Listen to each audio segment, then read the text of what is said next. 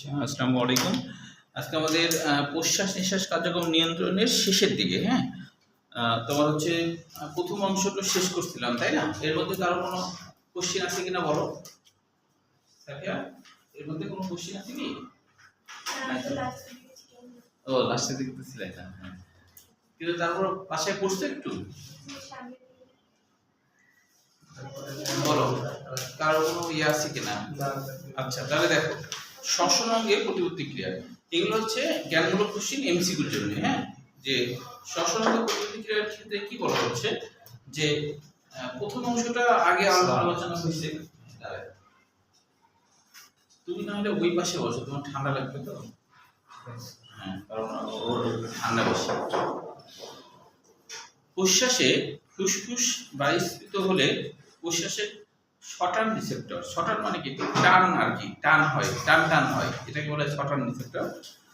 তো ফুসফুসের শটান রিসেপ্টর মানে ফুসফুসের মধ্যে ওই যে ইয়ে আছে, বঙ্কিউলগুলো আছে না, বঙ্কিউল, ওই বঙ্কিউলের মধ্যে কিন্তু স্নায়ুতন্ত্রের যে ডেন্ড্রাইটগুলো এগুলো থাকে আর কি।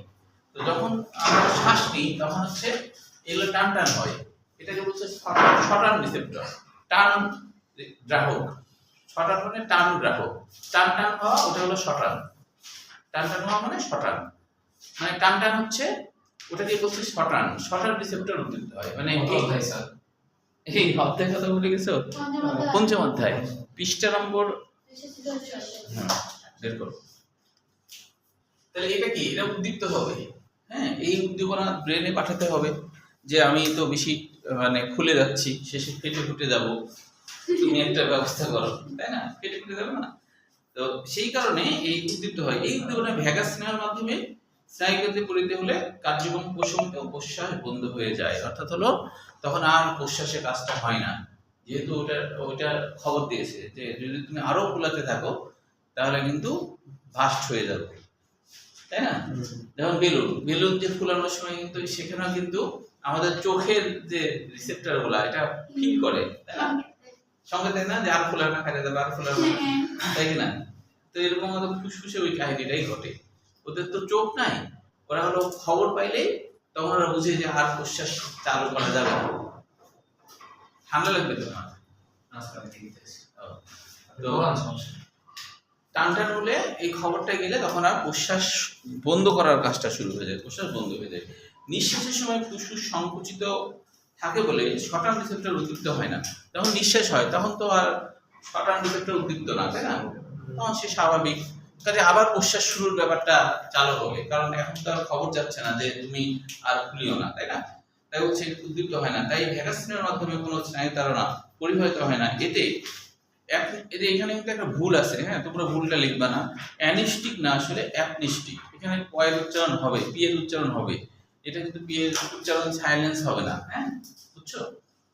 একবারে শুরুতে থাকলে অনেক সময় সাইলেন্স হয়, এখানে কিন্তু সাইলেন্স হবে না, হ্যাঁ? এইটা কিন্তু অ্যাপনিস্টিক কেন্দ্রই হবে, এখানে না অ্যানিস্টিক কেন্দ্র আছে না, সেটা দেখি আলামিন ভাই পাচ্ছ না উদাহরণ বলেছেন। ও আচ্ছা,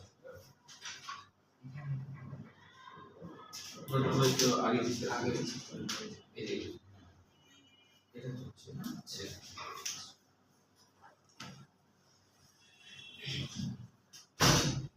বেশি বড় হয়ে যাবে। এত তাড়াতাড়ি বললে হয়? কেবল দিলাম স্যার আবহাওয়া সত্যি বলতে স্যার গরম নাই, ঠান্ডায় যায়, তাকে বলে স্যার ফ্যানও লাগছে না। হ্যাঁ, ফ্যান দিয়ে কম। আচ্ছা, আর 15 মিনিট পরে বলতে বলেছি, তাহলে ওই পরে যাও। আচ্ছা, যার যার ঠান্ডা লাগছে তারা তো ওই পরে যাও। হ্যাঁ, না সবার ঠান্ডা লাগছে না, যেমন সৌভিকে ঠান্ডা লাগছে না, ওর গরম লাগছে।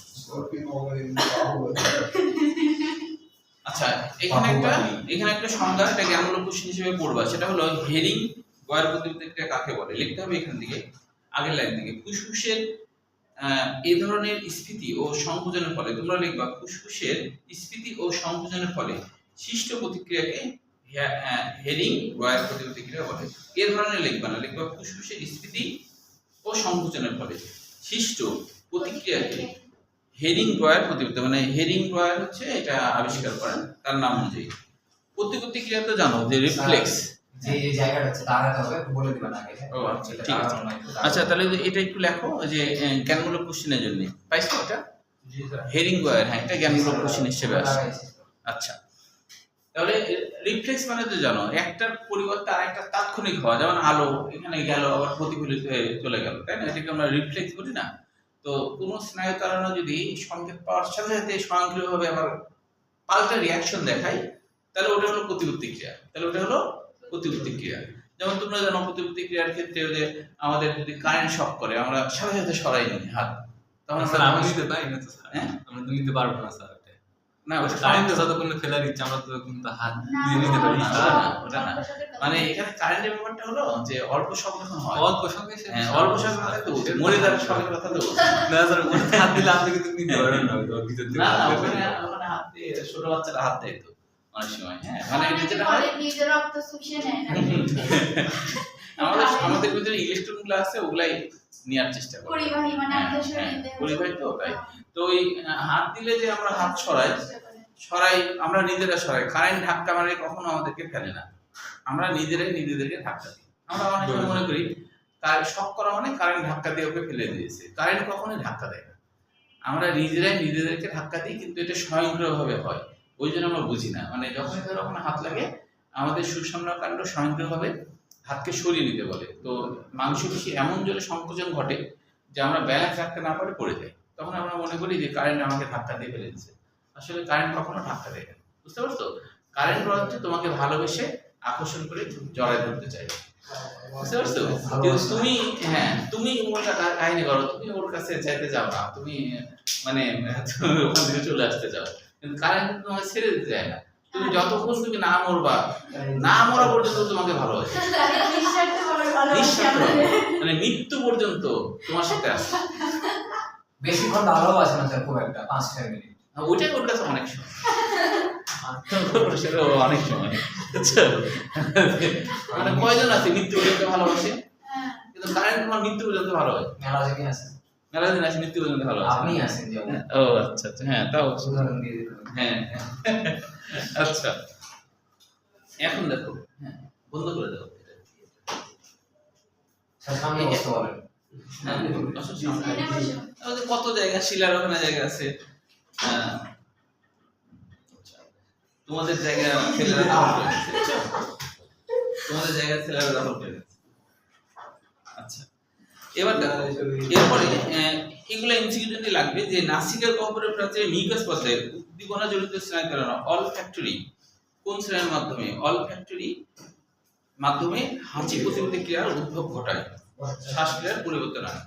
আচ্ছা হাঁচির ব্যাপারটা কেন হয় এটা দেখো, এখানে কিন্তু আরেকটা স্নায়ু কাজ করে, সেটা অন্য বইয়ে আছে, সেটা হলো ট্রাইজেমিনাল স্নায়ু, অলফ্যাক্টরি স্নায়ু আর ট্রাইজেমিনাল, ট্রাইজেমিনাল অন্য বইয়ে আছে আর কি, হ্যাঁ ট্রাইজেমিনাল দুটো স্নায়ু কাজ করে হাঁচির ক্ষেত্রে, ট্রাইজেমিনাল, হ্যাঁ ওই যে হাঁচির ব্যাপারটা। এই বেটা নিচেই তো আছে, এটা কি আছে? ট্রাইজেমিনাল তো স্যার বাইরে দিয়ে দিচ্ছে। লেখা আছে তো, ওই লেখা আছে একটা দিয়ে দিচ্ছে। অলফ্যাক্টরি পরে ট্রাইজেমিনাল স্নায়ু হবে, ওটা পরে এটা দিচ্ছে। এটা অন্য বইয়ে আছে তাই বললাম, এই বই নাই বলে তো লিখে দিচ্ছি, থাকলে তো আর লিখতাম না, তাই না? কোনটা স্যার? আমি ট্রাইজেমিনাল যেটা হাঁচির জন্য আছে ওদের ঘরে। হাঁচির উদ্যোগে দিই অলফ্যাক্টরি আছে না, হুম। আরেকটা স্নায়ু হলো ট্রাইজেমিনাল। কাশি দিয়ে পরে। ও পারা দিল। আচ্ছা ঠান্ডা লাগছে। হ্যাঁ? এখানে আয়। হ্যাঁ, দেখো এবার কিছুক্ষণ পরে বন্ধ করবো, বাড়াই দিচ্ছে অবশ্য, এখন বন্ধ না করলেও চলবে, 26 করে দিচ্ছে। বেশিও মানুষ দেয় না স্যার। আচ্ছা এবার দেখো, এবার হলো যে হাঁচি ব্যাপারটা কেন হয়, হ্যাঁ ব্রেন যখন কোনো গন্ধ অপছন্দ করে, অর্থাৎ ব্রেন এটা মনে করছে এটা ভালো না, হ্যাঁ ঠিক সেই সময় আমাদের যে গলা আর উদরের পেশি আছে, এই যে পেটের পেশি আছে, এটা একসাথে সংকুচিত হয়, একসাথে সংকুচিত হয়, বলে তখন হাঁচির ব্যাপারটা হয়। ওই যে আমরা যে হাঁচি দিই না জোরে করে দিতে হয় স্যার, কিন্তু গন্ধ লাগলে তো হাঁচি বের হয় না। না, গন্ধ লাগলে সব গন্ধতে না, ব্রেন যদি আতরের গন্ধ পায় তো ওটা তো কিছু বলবে না, যেমন শুকনো মরিচ গুঁড়ার যে গন্ধটা, ওটা ব্রেন চিন্তা করে এটা ভালো না, এটা বের করে দিতে হবে, তখন তোমার হচ্ছে হাঁচি হয়। স্যার ওটা হাঁচি হয় না, কাশি গন্ধ হয় না, ভালোই লাগে কিছু স্যার। একটা হয়। না যাই হোক, তো এটা আমাদের গলার পেশি আর উদরের পেশি একসাথে সংকুচিত হলে এই হাঁচির ব্যাপারটা হয়। হাঁচির ব্যাপারটা এইভাবে হয়, গলা আর উদর এই পেশিগুলো একসাথে সংকুচিত হয়। তাহলে এবার কাশি কথাটাও মনে রাখতে হবে। কাশি কখন হয়? ট্রাকে বা শ্বাসনালীতে বহিরাগত কোনো পদার্থ প্রবেশ করলে এর মিউকাস পর্দা উদ্দীপ্ত হয়ে ভ্যাগাসনের মাধ্যমে কাশি হয়। কাশির ক্ষেত্রে কি হচ্ছে? এমসিকিউ। হ্যাঁ, এগুলো এমসিকিউর জন্য। কাশির ক্ষেত্রেও তোমার হচ্ছে যে হাঁচির মতোই ঘটনা ঘটে, মানে একসাথে সংকুচিত হয়, তখন আমাদের হাসি বা কাশি হয়। কিন্তু এই গ্যাগ প্রতিপত্তি ক্রিয়া, এটাও একটু মনে রাখতে হবে এমসিকিউর জন্য, যে এটা হলো গ্লোসোফেঞ্জিয়ার মাধ্যমে হয়। গ্যাগ প্রতিপত্তি ক্রিয়া মানে কি?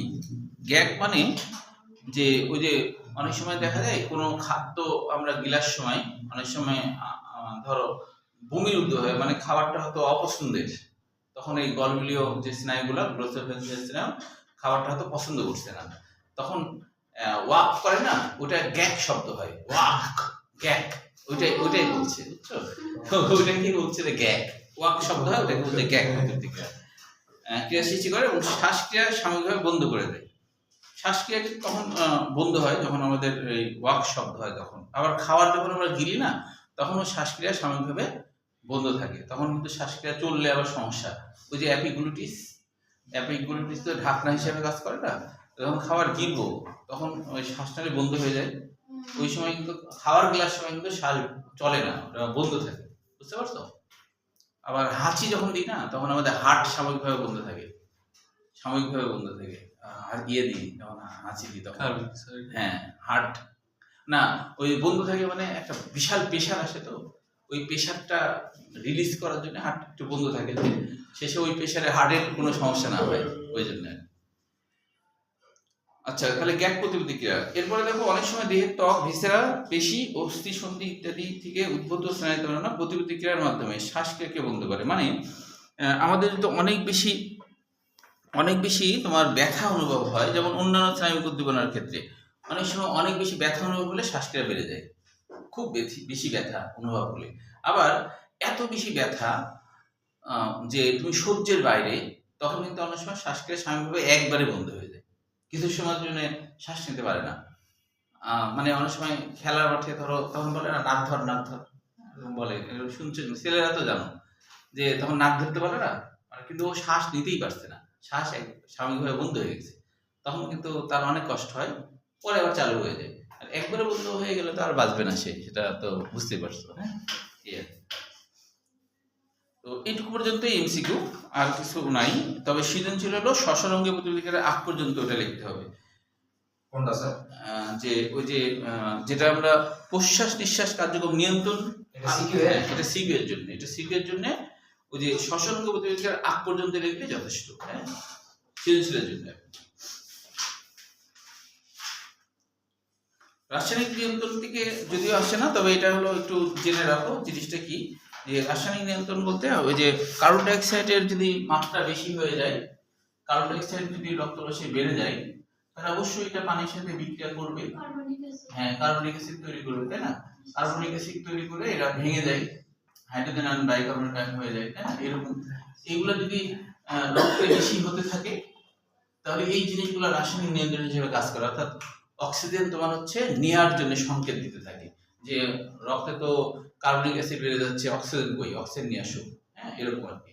কার্বন ডাই অক্সাইড বের হচ্ছে না বলেই তো যুক্ত হচ্ছে, তাই না? কার্বন ডাই অক্সাইড বের করতে হবে, তো তাহলে তখন অক্সিজেন বেশি আনতে হবে, এই সংকেতটা দেয়, এটাই আর কি রাসায়নিক নিয়ন্ত্রণ। এটা আসে না পরীক্ষায়। এবার এটা খুবই গুরুত্বপূর্ণ, এটা বোর্ড পরীক্ষা অনেকবার আসছে। দেখো, গ্যাসীয় পরিবহনের ক্ষেত্রে রাজশাহী বোর্ড 22 সাল ভয়ের জন্য, ঢাকা বোর্ড 23 সাল ভয়ের জন্য, তারপরে কুমিল্লা বোর্ড 23 সাল ভয়ের জন্য, যশোর বোর্ড 22 সাল ভয়ের জন্য। এই যে গ্যাসীয় পরিবহন, হ্যাঁ এটা সৃজনশীলের জন্য খুবই গুরুত্বপূর্ণ, এটা বোর্ড পরীক্ষায় অনেকবার আসছে। আবার বলি, রাজশাহী বোর্ড 22 সাল ভয়ের জন্য, তারপর হচ্ছে এরপরে দেখো রাজশাহী বোর্ড তো গেল, তারপরে ঢাকা বোর্ড 23 সাল ভয়ের জন্য। হ্যাঁ, বোর্ড পরীক্ষা অনেক, একটা দুটো লেখলে বুঝবে যে এটা অনেক ইম্পর্টেন্ট, তাই না? আচ্ছা, এবার আমরা এটা একটু বুঝি। কতটুকু ক্লাস লাগবে স্যার? এখানে যত বড় আছে পরীক্ষায় এইভাবে আসে, যে গ্যাসীয় পরিবহনের ক্ষেত্রে অক্সিজেন পরিবহন পদ্ধতি বর্ণনা করো। তাহলে শুধু অক্সিজেন পরিবহন পদ্ধতি হলো এই যে রাসায়নিক যৌগরূপে পর্যন্ত শেষ। আবার আসে একসাথে দুইটা আসে না, বুঝছো? ও হয় কার্বন ডাই অক্সাইড না হ্যাঁ, অক্সিজেন। এইভাবেই ম্যাক্সিমাম সময় আসে আর কি, হ্যাঁ। যেমন কার্বন ডাই অক্সাইড পরিবহন, শুধু কার্বন ডাই অক্সাইড পানি ওই বাদ দিলি তো কোন চতুর্থ অধ্যায়, এইটা চতুর্থ অধ্যায়ের মূল ব্যাসে হচ্ছে, বুঝলি? এই যে না আসার জন্য আসেনি ওই জন্য সব খাপসারা হয়ে গেছে। তুমি হ্যাঁ, না আসার জন্য খাপসারা হয়ে গেছে। ইউটিউবে দেখবা, হ্যাঁ, আগের গুলো ঠিক আছে দেওয়া আছে, একটু কষ্ট করে দেখে নিবা। হ্যাঁ, আর এছাড়াও তো আমি বলছি তোমরা হচ্ছে যে সুযোগটা কাজে লাগাবা। তোমরা হচ্ছে ইউটিউবে দেখেও যদি কোথাও সমস্যা হয় তোমরা রাত্রে আমাকে ফাঁকা থাকি রাত 9টায় কল দিয়ে বুঝে নিবা। মানে কি ওইটা তোমাদের হচ্ছে একা একা প্রাইভেট করার মতো, একা একা প্রাইভেট করার মতো, তাই না? তো এই সুযোগটা কাজে লাগাতে হবে। যদি তোমার সমস্যা হয় তাহলে অসুস্থ হয়েছো আসতে পারোনি, মানে একটা কথা মনে রাখবা, সায়েন্সের পড়া এমন একটা পড়া, তুমি যদি একটা দুইটা ক্লাস যদি মিস দিয়ে দাও না তাহলে তোমার পরে বুঝতে তোমার সমস্যা হবে, পরে বুঝতে অবশ্যই সমস্যা হবে। একটা গল্পই ধরো, যারা সিরিয়াল নাটক দেখে না, তো হঠাৎ করে যদি একটা সিরিয়ালের মাঝখানে আসে তো বুঝবে ভাই বোন দেখা যাচ্ছে ওকে মনে করবে যে এটা বোধহয় বর কনে, তাই না, জামাই বউ, বুঝবে না তো, বুঝবে কি বুঝবে না তো, তাই কি না? স্যার এটা শুরু করছেন স্যার, এটা স্যার, রক্ত রক্ত সংবাদ সংবাদ। রক্ত সংবাদ শুরু করছেন। মূল ব্যাচে শুরু হয়েছে মনে হয়, কিন্তু আর বেশি আমাদের ও না, তোমাদের হয়নি, তোমাদের আমাদের তো হয়নি। ও, তোমাদের হয়নি। স্যার এই অবস্থা পাঠিয়ে দেবেন স্যার আমি পড়া হ্যাঁ, আচ্ছা, তাহলে এইটা আমরা একটু বুঝি, এটা ছবির সাহায্যে বুঝবো, খুব ভালো বুঝতে পারবো ছবির সাহায্যে বুঝলে আর কি। হ্যাঁ, তো এই ছবিতে আমরা হলো এটা আগে বুঝে নিই ভালো করে। এই ছেলে ফেলেন স্যার। হ্যাঁ,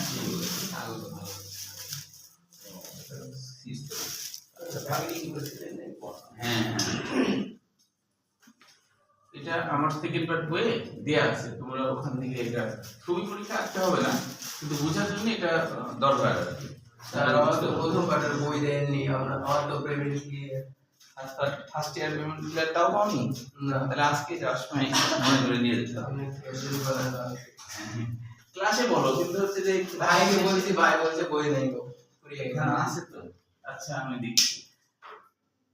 আচ্ছা, দেখো যে এখানে কি কি ঘটনা ঘটে, খুব মনোযোগ দিয়ে খেয়াল করবা, তাহলে এই বইয়ের কথাগুলো সহজে বুঝতে পারবা আর কি। হ্যাঁ, এখানে দেখানো হচ্ছে এটা হলো একটা কলাকোষ বা টিস্যু কোষ, আর এটা হলো ফুসফুসের অ্যালভিউলাস। হ্যাঁ, অনেকগুলো তো, তাই অ্যালভিউ নেই, দেখতে সমস্যা হচ্ছে। আচ্ছা, তো এখন আমরা তো জানি অক্সিজেন পরিবহনের ক্ষেত্রে যেটা হয় আর কি। হ্যাঁ, অক্সিজেন পরিবহনের ক্ষেত্রে একটা ভৌত ব্যাপার আছে, অর্থাৎ হলো যখন ধরো বাইরে চাপ বেশি থাকে, মানে ফুসফুসে ধরো চাপ অনেক বেশি, তাই না, 140 মার্গারি বারোর চাপ, তখন হচ্ছে যে এটা অটোমেটিকলি তখন ভিতরে ঢুকে যায়। যতক্ষণ পর্যন্ত না 100 মিলিমিটার পার না হয় ততক্ষণ পর্যন্ত অক্সিজেন হলো ঢুকতে থাকবে আর কি, রক্তের মধ্যে ঢুকবে আর এটা বলছে। তো সেই অনুযায়ী ঢুকছে, ধর ফুসফুস থেকে এখানে ঢোকার সময় একটা ভৌত দ্রব ঢুকবে, মানে সরাসরি রক্তকোষের সাথে মিশেও কলাকোষে ব্যবন প্রক্রিয়ার মাধ্যমে কার্বন অক্সিজেন পাঠাতে পারে। আবার অক্সিজেন রাসায়নিক যৌগ রূপে, আমরা তো জানি যে হিমোগ্লোবিন আছে না, হিমোগ্লোবিন, হ্যাঁ, তো হিমোগ্লোবিনের সাথে অক্সিজেন যুক্ত হলে এটাকে আমরা বলি অক্সি হিমোগ্লোবিন, এটা হলো অক্সি হিমোগ্লোবিন হয়ে গেল, বুঝতে পেরেছো? তাহলে অক্সি হিমোগ্লোবিন রূপে যে এবার তোমার কলাকোষের কাছে এসে তোমার হচ্ছে পাঠিয়ে দিচ্ছে টিস্যু কোষে, অক্সিজেন দিয়ে দিল, ঠিক আছে? আচ্ছা, এখন এই অক্সিজেন গেল, এটা হলো অক্সিজেন পরিমাণ, কিন্তু এইটুকুই অক্সি হিমোগ্লোবিন রূপে, আর একটা হলো ভৌত দ্রবণ, এইটুকুই বলা হচ্ছে, ঠিক আছে? 2% হলো ভৌত দ্রবণ। ও, ভৌত দ্রবণে কারোর সাথে বিক্রিয়া করেনি, হ্যাঁ, কারোর সাথে বিক্রিয়া করেনি, তুমি পানিতে ভাসতে ভাসতে, যে অনেক কিছু আছে না যে পানিতে ভাসতে ভাসতে বিক্রিয়া ছাড়া, যেমন ধরো যে একবার হলো কত সালে ধরো, তখন স্কুলে বলি মনে নাই কত সালে মারাত্মক একটা ইয়ে হয়েছিল, মানে ওই যে বন্যা হয়েছিল, চট্টগ্রাম শহরেও পানি ঢুকে গেছিল 3 তলা পর্যন্ত, 88 না? এবার তো এখন তো ডুবে গেছে, ওদের ডুবে গেছে চট্টগ্রাম এটা তো মরেনি, তখন 5 লাখ লোক মারা গেছে, স্যার এবারও মরবে দাঁড়া 5 লাখ মারা গেছিল। তো ওই সময় মানে শুনেছিলাম যে তোমার একজনের, মানে আমাদের একটা আত্মীয় ছিল, বড় বেশ শুনছিলাম যে 3 তলা পর্যন্ত পানি উঠছে শহরে, এটা শহরে 3 তলা পর্যন্ত পানি উঠে গেছে। শহরে 3 তলা যখন পানি উঠছে না, ওরা নিচতলা ছিল, পানি যখন দরজার ফাঁক দিয়ে ঢুকছে তখন হচ্ছে বৃষ্টি পানি আস্তে আস্তে ঢুকে গেছে, তখন বুক পানি পর্যন্ত হয়েছে, তাড়াতাড়ি করে দোতলায় উঠছে, পরে দেখে দোতলা পানি উঠে যাচ্ছে। আল্লাহ। এইভাবে 3 তলা ছাদে উঠেছিল, 3 তলা পর্যন্ত পানি ছিল। তারপরে তখন খাইলো। খাবে কি, তখন খাবে কি, তখন চিন্তা করছে, মানে বাঁচার চেষ্টা তো করছে, এখন খাবে কি। তখন বলছে কি অদ্ভুত, যে মানে কি সুন্দরভাবে আমরা খাবার পাইছিলাম, হ্যাঁ, যে না বলছে যে অনেক হোটেলে হাড়ি টাড়ি ছিল, ওইগুলা ভাসতে ভাসতে চলে আসছে আমাদের তাদের হোটেলের যে রান্না করা হাঁড়ি পাতিল, যে মনে করো মাংস ভাত টাত এগুলা হোটেল এগুলো কোথায় গেছিল তবে? আরে হোটেল লোকে ডুবে গেছে, ও তো ডুবে গেছে। আর ডুবে গেলে ওই হাত ধরে বসে দেখবে তার। তাহলে ওর তো কি দরকার? কিন্তু স্যার অল্প ছিল, তার মানে মনে গেছে, হ্যাঁ অল্প ছিল হয়তো, ওটা ভাসে আসছে, ওইটা টেনে নিয়ে তোমার দেখছে যে ছাদের কাছে আসছে, তখন টেনে নিয়ে ছাদের কাছে নিয়ে খাইছে।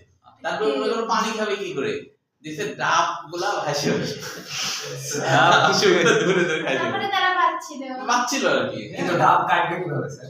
না ওই পরে হচ্ছে যে না পরে কাটেনি তো ওই যখন ডাব আসছে তো মানে মোটামুটি ধরো যে 5-6 ঘন্টা পরে পানি কিছুটা আর কি দোতলা পর্যন্ত নেমে গেছিল, মানে খুব বেশি সময় একটা থাকে না।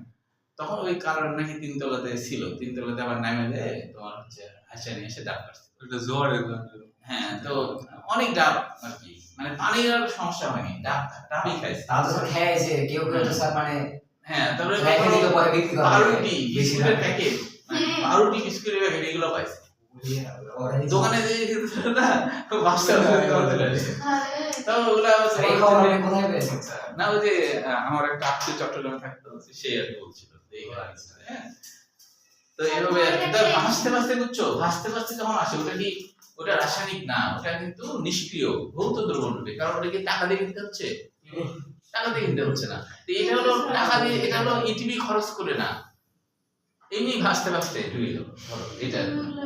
হ্যাঁ, আচ্ছা, এটুকু পর্যন্ত ক্লিয়ার। এটা বেশি জটিল। কলা কোষে যখন অক্সিজেন ঢুকে তখন তো বিক্রিয়া ঘটে, জারণ ঘটে, তাই না? শ্বসন হলো, হয়ে আমরা জানি কার্বন ডাই অক্সাইড তৈরি হয়।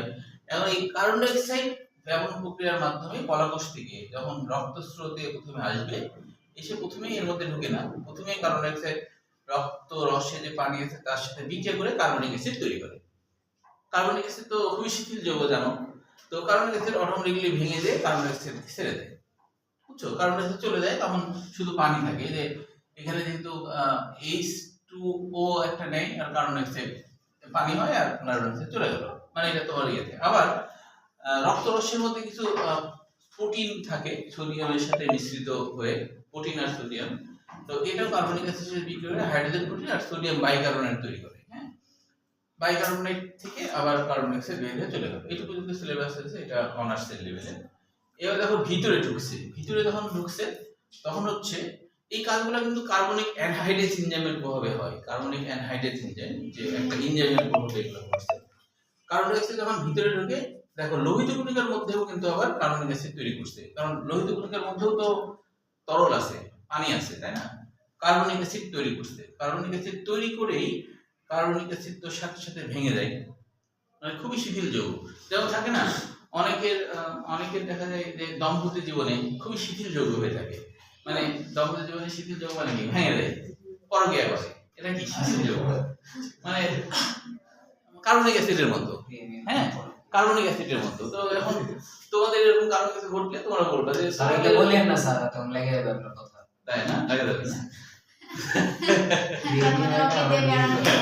আচ্ছা, তো এখন হচ্ছে এই কার্বনিক অ্যাসিড শিথিল যৌগ হওয়ার কারণে ভেঙে যায়, যখন হাইড্রোজেন আয়ন আর বাইকার্বনেট আয়ন হয়, তখন হচ্ছে হাইড্রোজেন হচ্ছে হিমোগ্লোবিনের সাথে বিক্রিয়া করে হিমোগ্লোবিনিক অ্যাসিড তৈরি করে, আর বাইকার্বনেট আয়ন বলে তুই যদি ওর সাথে ওকে বিয়ে করতে পারিস, আমি কেন পটাশিয়ামকে বিয়ে করব না, বুঝছো?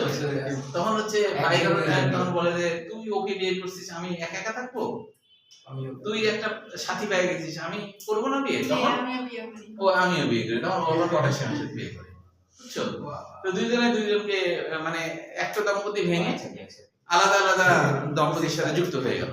এখন পটাশিয়াম বাইকার্বনেট হওয়ার পরে তাও সুখ হলো না, পটাশিয়াম বাইকার্বনেট হওয়ার পরে সুখ হলো না। এই দিকে খেয়াল করো, পটাশিয়াম বাইকার্বনেট হলো তো, তারপর সুখ টিকলো না, সুখ টিকলো না। পটাশিয়াম বাইকার্বনেট হওয়ার পরে তখন ওর মনে হলো যে না, আমি চেঞ্জ যেটা করছি এটা ঠিকঠাক হচ্ছে না, আরেকটা দরকার। করে অনেকে, অনেক মানুষ আছে না এরকম করে, বুঝছো? একটা তুই আরেকটা বিয়ে করে, আরেকটা, মানে তাও সুখ পায় না, এরকম আর কি। স্যার নগদ মোহরে ওটা একটু কম হয়, নগদ মোহরে না, একটু কম হয়। আচ্ছা আচ্ছা, হ্যাঁ এটা ঠিক। বাকিতে বেশি হয়। বাকিদের বেশি। কারণ স্যার একসাথে অনেক টাকা পাই, 5 লাখ থেকে 10 লাখ পাই। হ্যাঁ হ্যাঁ, এটা নগদে ঠিক। হ্যাঁ নগদে, নগদে বিয়ে স্যার এলে ভালো। চিন্তা করলে যে কম টাকাতে ভালো তাহলে তো বিয়ে। আর কিছু পাবো না। আর ওইটা তো একটা মেয়ে মনে করে যে যদি ছেড়ে দেয় তাহলে তো আমি ওর কাছে অনেক টাকা পাবো। তো অনেক মেয়েরা কিন্তু জানে অনেক না বাপ এটা। মা স্যার হচ্ছে নগদে বিয়ে অনেক দিয়ে মেয়েরা দিয়ে জানে দেয়। না। আমার একটা স্টুডেন্ট কি বলছে জানো, যে একটা ছাত্রী বলছে যে এই তাই বিয়েতে হলো স্বামীজির কাছ থেকে টাকা পাওয়া যায়, কি আমি জানি না তো। আমি বলছি, "কেন তুমি কি করবা টাকা দিয়ে?" তো বলছে যে তাহলে আমি প্রথমে যে কাজটা করবো, আমি টাকাগুলো দিয়ে আইসক্রিম খাবো, আমার আইসক্রিম খুব ভালো লাগে। 50 লাখ 1 লাখ টাকা দিয়ে ওই আইসক্রিম খাবে। হ্যাঁ মানে রেখে দিয়ে খালি আইসক্রিমই খাবে। হ্যাঁ এরকম। আচ্ছা দেখো, তো পটাশিয়াম বাইকার্বনেট দম্পতি তাদেরও টিকলো না, তারাও আবার আলাদা হয়ে গেল। কার লোভে আলাদা হয়েছে? এই যে এইখানে যে সোডিয়াম ক্লোরাইড ছিল না একটা দম্পতি, এদের মধ্যে একটা গোপন প্রেম চলছিল। চলছিল। এই গোপন প্রেমে কি হয় যে এরা তখন টিকতে পারে না, পটাশিয়াম আলাদা হয়, বাইকার্বনেট আলাদা হয়। ক্লোরাইডের সাথে হ্যাঁ, টাকা দিয়ে এখন এই যে দম্পতি ক্লোরিন সোডিয়ামকে ছেড়ে বললো তোর ঘর আর করবো না, আমি হচ্ছে পটাশিয়ামের বেশি ভালো, আমি পটাশিয়ামের সাথে যৌগ গঠন করবো, মানে দম্পতি করবো। তখন এ আসে ক্লোরিন এসে পটাশিয়ামে, এখন বাইকার্বনেট বললো তুই যদি ওকে বিয়ে করতে পারিস, আমি পারি না, দেখ আমি এবার বিয়ে করবো, আমি এবার সোডিয়ামের সাথে বিয়ে করবো, দিয়ে সোডিয়াম বাইকার্বনেট হয়ে গেল। সোডিয়াম বাইকার্বনেট হওয়ার পরে কোনটা ছেলে কোনটা মেয়ে বিয়ে করলে স্যার আমি বিয়ে করব। নেগেটিভ মনে করো মেয়ে, পজিটিভ হলো ছেলে। আচ্ছা আচ্ছা এই আর কি। এখন কিন্তু এই যে এর ঘর সংসারও টিকলো না কিন্তু, কারণ এই যে সোডিয়াম বাইকার্বনেট হলো ওর বরটা কিন্তু মারা গেল, মানে অ্যাম্বুলেন্স হয়ে নিষ্ক্রিয় কারণে ফেলে বের হয়ে গেছে। তো আবার একা হয়ে গেছে। তো আবার একা হয়ে গেছে। সরাসরি লোকে হ্যাঁ সাধারণের উপরে আছে। তো হ্যাঁ চরিত্রের সমস্যা দিয়ে চলে গেল। এইভাবে কার্বন ডাই অক্সাইড কি করলো? এইভাবে কার্বন ডাই অক্সাইড হলো ফুসফুসে অ্যালভেওলাস থেকে বের হয়ে চলে গেছে। এখন কিছু কার্বন ডাই অক্সাইড পছন্দ করে হলো হিমোগ্লোবিনের যে প্রোটিন তাকে পছন্দ করে, হিমোগ্লোবিন প্রোটিনকে পছন্দ করে। তো পছন্দ করে কি তৈরি করে? Carbamino haemoglobin. এটাকে কিন্তু দুই ভাবে লেখা যায়, হ্যাঁ H2, এখানে যে NH2 আছে না, এটার সাথে তো কার্বন ডাই অক্সাইড বিক্রিয়া করে মূলত, হ্যাঁ। তো বিক্রিয়া করলে কি হয়? Hb NH, আবার এখানে তোমার হচ্ছে এরকম করে দেয়া যায়, হ্যাঁ। এখানে এটা একটা আর একটা বললো না, একটা হলো এখানে, তাই না, একটা এখানে আর একটা এখানে। এইভাবেও তোমার হচ্ছে কার্বামিনো হিমোগ্লোবিন দেখানো যায় আর কি। নাইট্রোজেনের একটা হাত হিমোগ্লোবিনের সাথে, নাইট্রোজেন এটার সাথে এটার সাথে, এটাকে বলে কার্বামিনো হিমোগ্লোবিন। এই কার্বামিনো হিমোগ্লোবিনের অবস্থাতেও কার্বন ডাই অক্সাইডের সংখ্যা টিকে না, কার্বন ডাই অক্সাইডের সংখ্যা টিকে না।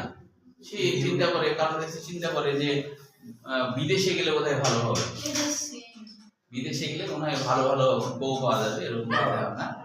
তখন সে কি ভালো করলো? বউয়ের সাথে খরচটাও ভালো আছে। হ্যাঁ তো ওই জন্য সে কার্বন ডাই অক্সাইড এই কার্বন ডাই অক্সাইডকে ছেড়ে কার্বন ডাই অক্সাইড কোথায় গেল? অ্যালভেওলাস থেকে বিদেশে চলে গেল, মানে বায়ুমণ্ডলে মিশে গেল, একবারে দেহের বাইরে, মানে বিদেশ চলে গেল। যদিও কার্বন ডাই অক্সাইড আর পরে কাউকে বিয়ে করতে পারে না, কার্বন ডাই অক্সাইড একা একা ঘুরে বেড়ায়, মানে বায়ুমণ্ডলে একটা বিয়ে করতে পারে, তাই না? এই তাহলে দেখো কার্বন ডাই অক্সাইড কত রকম ভাবে বিক্রিয়া অংশগ্রহণ করে। তবে বলা হচ্ছে যে রক্তের মধ্যে সবসময় 100 মিলিগ্রাম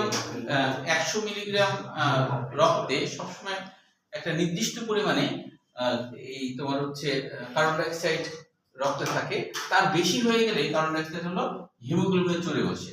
কারো কোনো মতে হিমোগ্লোবিনে যে অক্সিজেনটা আছে, অক্সিহিমোগ্লোবিন, এর তো চারটা জায়গা, তাই না? এরকম চারটা জায়গা না, চারটা জায়গা, চারটা জায়গা। তো চারটা জায়গায় চারটা, ধরো এটা একটা নৌকা, স্পিড বোট, হ্যাঁ, স্পিড তো বেশি জল তো বসে না। তো এখন এই স্পিড বোটে এখানে ধরো একটা অক্সিজেন বসছে, এখানে একটা অক্সিজেন বসছে, এখানে একটা অক্সিজেন বসছে, এখানে ধরো চার জায়গায় বসছে, চারটি ফেরেছে। হ্যাঁ, চারটা করে ধরছে। যখনই কোনো টিস্যুতে একটা হলো চলে যায়, টিস্যুর মধ্যে ধরো কার্বন ডাই অক্সাইড চলে যায়, তখন কি অক্সিজেন চলে গেল, অক্সিজেন চলে গেল, তো তখন ফাঁকা হয়ে গেল না,